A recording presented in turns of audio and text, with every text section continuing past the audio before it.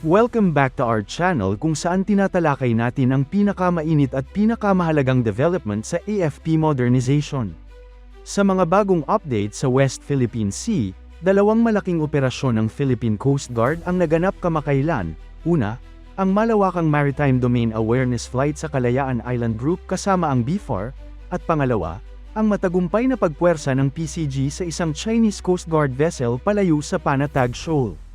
Lahat ito nagpapakita kung gaano naka-proactive ang Pilipinas sa pagprotekta ng ating karagatan at kung paano hindi na tayo pumapayag na basta-bastang inaangkin o ginugulo ng ibang bansa ang ating teritoryo. Pero bago tayo magpatuloy, tandaan natin na ang matatag na Pilipinas ay hindi lang nabubuo sa lakas militar, kundi sa maayos na pamahalaan, paglaban sa korupsyon, pagtanggi sa political fanaticism, at pagsugpo sa fake news. Mahalaga yan para sa tunay na seguridad at katatagan ng bansa. Simulan natin sa unang pangyayari. PCG at BFAR nag-conduct ng high-level aerial mission sa Kalayaan Island Group. Kamakailan, inireport ni PCG Commander J. Tarula na nagsagawa ang Philippine Coast Guard, kasama ang Bureau of Fisheries and Aquatic Resources, ng isa na namang Maritime Domain Awareness Flight sa Kalayaan Island Group o KIG. Ang flight na ito ay isang routine mission, pero napakahalaga dahil dito natin nalalaman ang aktwal na presensya ng mga foreign vessels sa loob ng ating exclusive economic zone. Mula Puerto Princesa International Airport, lumipad ang BFAR aircraft at sinuyod ang iba't ibang key features at reefs sa West Philippine Sea. At dito na nakita ng PCG ang napaka-nakakabahalang sitwasyon sa ilang bahagi ng KIG. Sa Zamora Reef, nandoon ang isang Chinese hospital ship, dalawang China Coast Guard vessels, at hindi bababa sa 29 na Chinese Maritime Militia vessels. Hindi lang basta nakapaligid ang mga ito, pero ayon sa BFAR, 3 beses na nag-fire ng flares ang mga nasa reef papunta sa lumilipad na BFAR aircraft. Ito ay malinaw na form of intimidation, kahit na malinaw naman na nasa loob ng ating EEZ ang flight. Sa Pag-asa K naman, nakita ang Vietnamese Research at Fishing Survey vessel na KN-374. Sa Rurok Island, 2 Vietnamese fishing vessels at isang Vietnam Coast Guard vessel ang nakaangkla. Pagdating sa Julian Felipe Reef, mas grabe. Umabot sa 38 Chinese Maritime Militia vessels ang namonitor. 26 dito ang magkakatabi na nakahanay, habang 12 ang nakakalat sa paligid. Sa pagkakaisa banks, 34 na CMMVAs ang gumagala-gala. Sa Panganiban Reef, may mga unidentified vessels na nasa loob mismo ng lagoon. At sa Escoda Shoal, may nakitang People's Liberation Army Navy vessel, BAU No. 539, na nasa humigit kumulang 14.5 nautical miles mula sa shoal. Ang barkong ito ay paulit-ulit na nag-radio challenge sa BFAR aircraft kahit na malinaw na nasa loob pa rin ito ng Philippine Sovereign Rights Area. Ayon sa PCG at BFAR, ginagawa nila ang mga transparency flights na ito bilang bahagi ng kanilang mandato. Nakabase ito sa domestic laws, UNCLOS, at sa 2016 Arbitral Award. Hindi ito pag-provocate, kundi pag-exercise ng karapatan natin bilang coastal state. Ang layunin, protektahan ang marine environment, bantayan ang fisheries resources, at siguraduhin ang kaligtasan ng mangingisdang Pilipino. Kung titignan natin, hindi biro ang dami ng foreign vessels na nasa loob ng ating teritoryo. Ang Chinese militia ay patuloy na nagpapakita ng presensya sa karamihan ng reefs.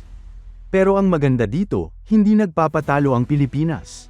Hindi nagpapa-intimidate, at patuloy na naglalabas ng transparent reporting para malaman ng publiko ang totoong nangyayari. Ngayon, lumipat tayo sa pangalawang major development. PCG, matagumpay na itinaboy ang Chinese Coast Guard vessel sa Panatag Shoal. Habang abala ang PCG sa aerial monitoring sa KIG, may isa pang intense operational encounter na nangyari malapit sa Baho de Masinloc o Panatag Shoal.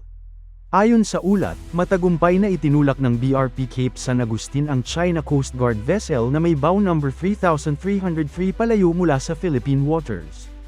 Nagsimula ito nang pinalitan ng BRP Cape San Agustin ang BRP Cobra sa area. Ang BRP Cobra ay mahigit 1 linggo nang nakadeploy doon, at panahon na para ma-relieve ang crew. Pero pagdating ng Cape San Agustin, agad nitong nakasalubong ang presensya ng CCG-3303. Sa rough seas, na may waves na 2 to 3 meters high, kinailangan ng PCG crew na mag-perform ng complex maneuvers para mapuwersa ang CCG vessel na umatras. Hindi ito simpleng pagpapaalis lang. Kailangan ng tamang distansya, tamang anggulo, at tamang radio coordination para hindi magkaroon ng collision habang pinapaalis ang barko. Ayon sa PCG, ang barko ng China ay nasa roughly 250 kilometers mula sa Zambales coast noong itaboy nila palayo. Naglabas pa ang PCG ng videos showing BRP Cape San Agustin issuing very clear radio challenges. Dito sinabi ng PCG ang linyang cease and desist from conducting illegal maritime patrols within the Philippines, EEZ.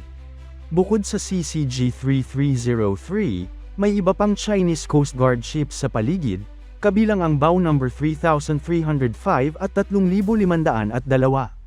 Parehong naglilibot at gumagawa ng unlawful patrol sa immediate area ng shoal. Ang Panatag Shoal ay 220 kilometers lang mula sa Luzon, kaya malinaw na nasa loob ito ng Philippine EEZ. Ngunit kahit ganito, hawak pa rin ng Beijing ang malaking parte ng area matapos ang 2012 standoff. Kaya napakahalaga ng ginawang aksyon ng PCG. Ayon kay PCG Commandant Admiral Ronnie Hale Gavin, ang operasyon ay pagpapakita ng commitment ng Pilipinas sa pagdepensa sa maritime rights nito under UNCLOS, Maritime Zones Act, at sa arbitral ruling. Dagdag pa ni Admiral Gavin, kahit limitado ang assets at challenging ang sea conditions, hindi magbaback down ang PCG personnel. Patuloy nilang ipagtatanggol ang national maritime interests. Kung susuriin natin, ang nangyari sa Panatag Shoal ay hindi na isolated incident. Sa mga nakaraang buwan, sunod-sunod ang harassment mula sa Chinese Coast Guard. Pero unti-unti, nagiging mas assertive ang Pilipinas. Hindi na tayo basta nagre-record at naglalabas ng statement. Ngayon, actively na nating pinapalayas ang mga barkong wala sa lugar. Ano ang ibig sabihin ng dalawang operasyon na ito para sa future ng West Philippine Sea?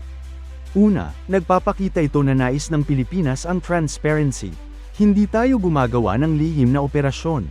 Ipinapakita ng PCG at BFAR ang mga nangyayari para malaman ng international community na may nagaganap na panghaharas sa loob ng ating teritoryo.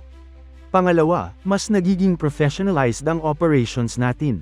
Sa aerial domain monitoring at sa surface-level engagements tulad ng sa Cape San Agustin, parehong emphasize ang radio communication, documentation, at adherence to international law. Ibig sabihin, tayo ang nasa moral at legal high ground. Pangatlo, pinapalakas nito ang posisyon ng Pilipinas sa diplomatic arena. Sa bawat transparent report, mas lumalakas ang credibility ng bansa.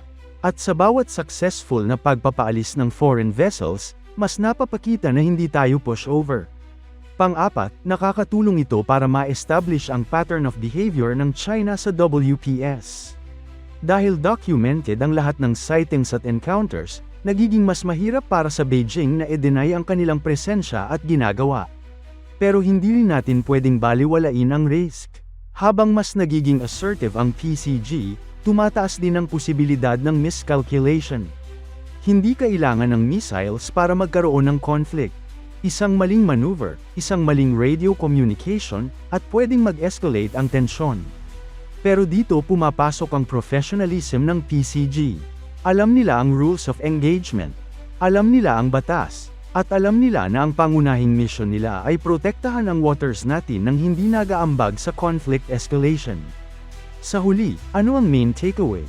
Ang dalawang pangyayaring ito ay malinaw na mensahe, hindi na napipikon lang ang Pilipinas. Hindi na basta tahimik, at hindi na basta nagpapaloko. Gumagawa na tayo ng consistent, transparent, lawful, at assertive actions para protektahan ang West Philippine Sea. Kung ipagpapatuloy ito ng PCG, BFAR, Navy, at iba pang maritime agencies, unti-unti nitong marereclaim ang space natin sa karagatan. At higit sa lahat, mabibigyan ng assurance ang ating mga mangingisda na hindi sila pababayaan ng gobyerno. Ito ay laban hindi lang para sa territory, kundi para sa sovereignty, resources, at future ng bansa.